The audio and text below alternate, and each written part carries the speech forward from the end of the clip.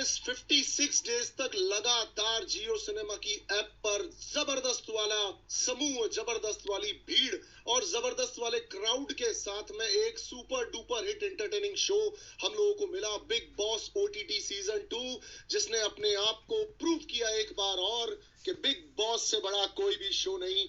और उस शो में लगातार आपको एंटरटेन करते हुए एक महान हस्ती जो ट्रॉफी लेकर के भी अपने घर तक गए, आज हम उनके साथ यहाँ पर इंटरव्यू करेंगे और कुछ बातें उनके दिल की करेंगे, जो बातें शायद उनकी ऑडियंस, उनसे प्यार करने वाली उनकी आर्मी सुनना चाहती है और जानना चाहती है, और अपने चहीते प्यारे एल्विश यादव से।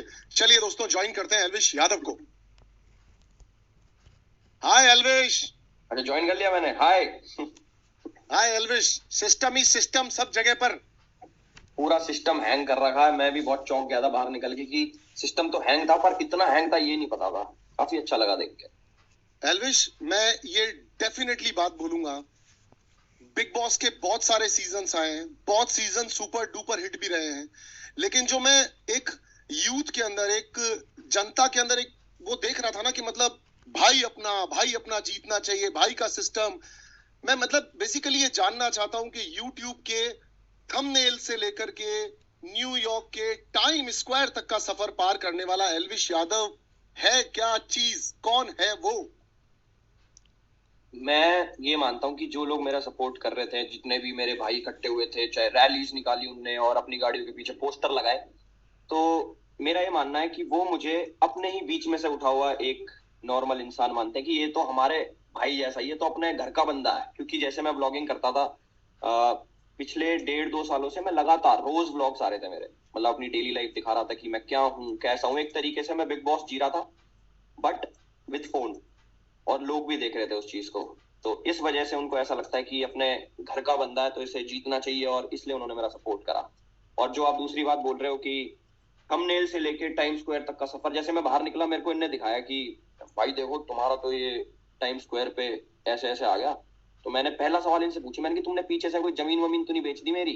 जो इतना पैसा लगा दिया, मैंने कि पैसा किसने लगाया है? वो चीज ने मुझे बताई कि किसने लगाया, बट बहुत अच्छा लगा देख के कि ये मैं भी जानना चाहता हूँ और शायद जनता भी जानना चाहती है। बताओ पैसा किसने लगाया है? मैं भी यही जानना चाहता हूँ। पता लगेगा मैं बताऊंगा।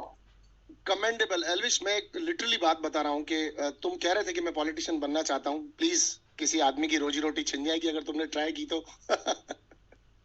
तो थोड़ा सोच समझ के कदम लेना अगर तुम पॉलिटिशियन बनना चाहते हो तो।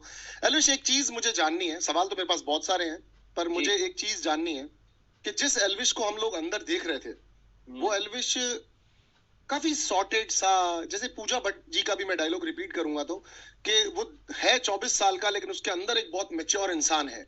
ये ठहराव, वो तुम्हारे साथ कहीं साउथ अफ्रीका के जंगलों में जाकर के शांति से रहना चाहती हैं। तुम्हारी सारे घर में मतलब उनकी किसी से पट नहीं रही थी, और पट उनकी रही थी जो लोग यहाँ तो उनके साथ, उनके अकॉर्डिंगली, उनके सिस्टम के हिसाब से चल लें। तो आप दोनों की बेसिकली क्या केमिस्ट्री थी, और क्या तुम अंदर से वैसे ही इंसान हो? टू बी फ्रेंकली सेइंग, क्या वैसे ही इंसान हो जैसा स्क्रीन पर इतने दिनों से हमको दिख रहे थे? जो रियलिटी शो होता है उसके अंदर ना, एक चीज मैंने नोटिस करी, मुझे पहले लगता था बिग बॉस होता है स्क्रिप्टेड होता है, स्क्रिप्ट देते हैं, ये देते हैं, और अपने हिसाब से ये लोग ना जिताते हैं कि ये हमें फायदा देगा आगे चल के तो इसे जिता देंगे। बट वो चीज मैं खुद गलत प्रूव हो गया। और बाकी पूजा जी की जो बात है, वो ना घर की बातें हमारी कभी हुई नहीं। मतलब बिग बॉस के घर में ऐसा होता है ना कि भाई अब किसी की चुगली करनी है, घर में क्या चल रहा है, राशन के ऊपर बातचीत करनी है, वैसे कोई बात हुई नहीं। हमारी बात होती थी ट्रैवल की, अपने लाइफ एक्सपीरियंसेस की। तो मुझे ना ऐसे लोग, मतलब मैं जहाँ से आता हूँ, हम लोग बड़े बूढ़ों में बैठते हैं वहां पे, उनसे ज्ञान लेते हैं, उनके एक्सपीरियंस शेयर करते हैं, वो तो काफी चीज सीखने को मिलती है। तो एक चीज ये जो आपकी है कि क्या मैं बाहर भी ऐसा ही हूँ, अंदर भी ऐसा ही हूँ, तो वो चीज मेरी वहां से आती है जो मैच कर पाई ना, कि इस बंदे की वाइब मेरे से मैच होती है। बेशक मैं 24 साल का हूँ, बट मेरी जो बातें थी वो थोड़ी मैच कर गई उनकी वाइब से, तो इसलिए हमारी खूब पटी। और शायद अगर घर की बात होती कि मैं किसी की चुगली करता कि ये वो देखो कैसा है, ये कैसा है, इतना बुरा है, भला है, तो शायद पट नहीं पाती। और मैं ऐसा हूँ भी नहीं है चुगली उगली करने वाला बंदा ना, वो मैं कम बोलता हूँ। अगर बोलता हूँ पांच शब्द की चीज 5 शब्दों में, और 500 शब्दों की चीजों में बोलता ही नहीं। डेफिनेटली, ये जो तुमने बात यहाँ पे ऐड की कि हम हमारे बड़े बुजुर्गों के साथ बैठते हैं तो उससे एक ठहराव और एक तरीका आता है, तो वो बिल्कुल डेफिनेटली मुझको दिखता था। जैसा मैंने कहा सवाल बहुत सारे हैं, तो एक चीज और भी है, ये वाइल्ड कार्ड बन के आना, इसको तुम कैसे देखते हो? ये एडवांटेज है या फिर जैसे मैं अगर बोलूं तो मेरे लिए वाइल्ड कार्ड आना एक एडवांटेज नहीं है। अगर एक आदमी वाइल्ड कार्ड बन के आता है तो हमने हमारे सीजन में भी पूरी ट्राई की थी कि हम वाइल्ड कार्ड्स को बाहर निकाल दे पहले का पहले और उन्हें जगह ना दे घर के अंदर। तो तुम इसको किस तरह से देखते हो? वाइल्ड कार्ड की जर्नी इजी थी, मुश्किल थी, और जीत पॉसिबल लग रही थी, नहीं लग रही थी? क्या कहना चाहते हो इस बारे में अल्विश? नहीं, वाइल्ड कार्ड की जर्नी जो है ना काफी मुश्किल है एक नजरिए से।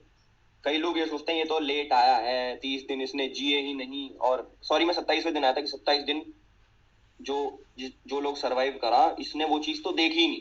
बट मुझे ऐसा लगता है जैसे सलमान भाई ने भी बोला कि जैसे हेयर फॉल तुम्हें चाहिए केश किंग शैम्पू। इसमें है एलोवेरा और 21 जड़ी बूटियाँ। हेयर फॉल रोके और बाल शानदार बनाए। यूज केश किंग शैम्पू अब 2 रुपए में। दुल्हन आती है, वो एडजस्ट करती है, वो कितना हार्ड होता है। तो वो चीज मैंने रिलेट करी कि हाँ मेरे पास एक डिसएडवांटेज थी जो मैंने एडवांटेज में तब्दील कर दी, लोगों का दिल जीत के। और जो जो मेरी जर्नी रही, लोग मेरे से रिलेट कर पाए कि उन्हें मैं अच्छा लगा इतने कम टाइम में भी। और बाहर के लोग नहीं, घर के लोग, आप जब एंड देखोगे तो लोगों से पूछा गया कि भाई कौन सा सही लग रहा तुम्हें बंदा, तो उन्होंने भी, जो एक तरीके से मेरे दुश्मन थे, गाली गलौच हुई थी, जो लड़ाई हुई थी, उन्होंने भी मेरा नाम लिया। तो वो चीज देख के मैं काफी हैरान हो गया कि अरे अच्छा, इतना अच्छा बंदा हूँ क्या मैं। तो वो चीज काफी अच्छी थी। मुझे इस पे एक सवाल है मेरा, मतलब ये कोई पूजा पाठ का नतीजा है? तुम गले में कुछ पहनते वहनते भी हो, मतलब ऐसे लोग कैसे, मतलब एक साथ सारे लोग मिलकर के, मोस्ट ऑफ द पब्लिक वहां पर बैठ के कह रही थी कि एल्विश को जीतना चाहिए, एल्विश बहुत सॉर्टेड लग रहा था। ऐसा नहीं तुम्हारे झगड़े नहीं हुए? तुम्हारे झगड़े भी हुए, आप लोगों ने आपस में अपने पॉइंट ऑफ व्यूज को रखा भी। एक पॉइंट मुझे पता है जहां पर तुमने पूजा जी को सामने से जाकर ये भी कहा था कि पूजा जी आप बेबिका के बारे में बोलती हैं कि वो चीजों को भूल जाती है, दिल पे नहीं लेती है, लेकिन मैं आपकी इस बात से सहमत नहीं करता हूं। तो एक तरह तुमने काउंटर भी रखा था अपना पूजा जी के सामने। तो इतने सारे लोगों को एक वाइल्ड कार्ड से प्यार हो जाना या समझ में आ जाना, ऐसा कैसे पॉसिबल हो रहा था? यार ये मेरी पर्सनैलिटी इतनी बढ़िया है ना, मुझे अब पता लग रहा है कि लोग मेरे से इतना कनेक्ट कर लेते हैं। देखो जितने भी लोग थे अंदर, खूब लड़ाई झगड़े सारी चीजें हुई, बट एक चीज है कि सब लोग ना दिल से अच्छे थे। मतलब किसी के मन में किसी के प्रति हेट नहीं था, जैसे होता है कि यार ये तो अच्छा ही नहीं है, वो वाली चीज कभी नहीं हुई। और बाहर आके उन्होंने देखा होगा कि रियलिटी शो को जो रियलिटी की तरह जी रहा है उसे सपोर्ट करना चाहिए, क्योंकि मैं ऐसा ही हूँ। अच्छा, 27 दिन बाद जब अंदर आ रहे थे तो ये वाइल्ड कार्ड की हिस्ट्री है कि कभी वाइल्ड कार्ड जीता नहीं है। एक तुमने एक बहुत बड़ी हिस्ट्री क्रिएट की है कि वाइल्ड कार्ड जीत गया। अब लोगों को ये रहेगा कि wild card can also win, अब ये चीज दिमाग में लोगों के रहेगी। तो तुमको जब आ रहे थे शो में, अंदर आ रहे थे, अंदर आ चुके थे, कितने प्रतिशत लग रहा था कि मैं शो जीतने आया हूँ या बस मैं ऐसे ही आया हूँ, पब्लिक के लिए आया हूँ, दैट्स इट? नहीं, स्टार्टिंग में मेरे को ऐसा लग रहा था कि ना बिग बॉस वालों के रूल होते हैं कि वाइल्ड कार्ड को जिताते ही नहीं। फिर जैसे मैं जीत गया, वो चीज तो मेरी क्लियर हो गई कि पिछले 16-17 सालों से भाई आज तक कोई वाइल्ड कार्ड जीता नहीं। हमारी भी क्लियर हो गई। मेरी खुद की क्लियर होगी। मैंने पूछा जब मैं शो में आ रहा था ना कि यार एक बात बताओ, ये वाइल्ड कार्ड कभी नहीं जीता और मुझे ऐसा लग रहा है इस बार भी नहीं जीतेगा, तो तुम कुछ अंदर से तो नहीं करते?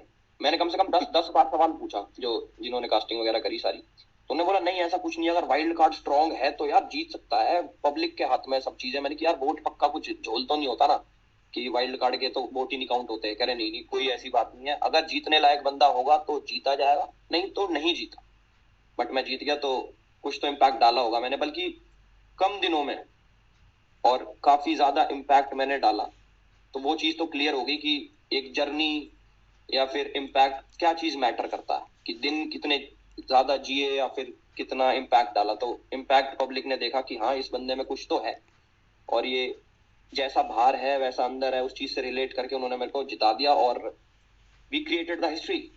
Definitely you created history. And यहाँ पर एक चीज और आती है कि मैंने भी पूरे सीजन को फॉलो किया, मुझे भी कभी ऐसा नहीं लगा कि कुछ मेडअप कर रहा है एल्विश, मतलब लाइक कुछ बना रहा हो या कुछ स्ट्रेटेजी लेकर आया हो। क्योंकि जो तुम्हारी स्ट्रेटेजी, अगर अपन उसको स्ट्रेटेजी मान भी लेते हैं, तो वो दिख ही नहीं रही थी। वो स्ट्रेटेजी एकदम फ्लैट और एकदम नॉर्मल। तुम एक आम इंसान सुबह नींद से उठा, वो टॉवल भी बांध के घूम रहा है तो घूम रहा है, और वो खाना मांग रहा है तो मांग रहा है। Was very very simple and flat. और शायद इसी वजह से मास पब्लिक को तुम पसंद आए, क्योंकि सबको अपने जैसे लग रहे थे। रेस्ट जो तुम्हारे साथ जितने भी लोग थे, ऑल वॉज फैंटास्टिक प्लेयर्स, सबका गेम बहुत बेहतरीन था। लेकिन एक चीज बहुत ज्यादा क्लियर दिखती है कि मुझे भी ये समझ में आया है कि लोगों को वो लोग ज्यादा समझ में आ रहे होते हैं जो एकदम सिंपल और एकदम बेसिक, मतलब वो जिद नहीं कर रहे होते मैं जीत जाऊंगा या मैं जीत रहा हूँ या मैं जीतने वाला हूँ। He was very simple with the things. एक दो बार सवाल तुमने बिग बॉस के सामने भी उठाए थे, वो टाइम वाले सवाल पर लेकर के कि वो लाइट ब्लिंग हो रही है। सो लाइट ब्लिंग एल्विश मेरे हिसाब से गलत भी हो सकती है, सही भी हो सकती है, बट वो तुम्हारा अपना एक्सपीरियंस होगा कि वो लाइट ब्लिंग सही हो सकती है नहीं हो सकती है। अच्छा, मैं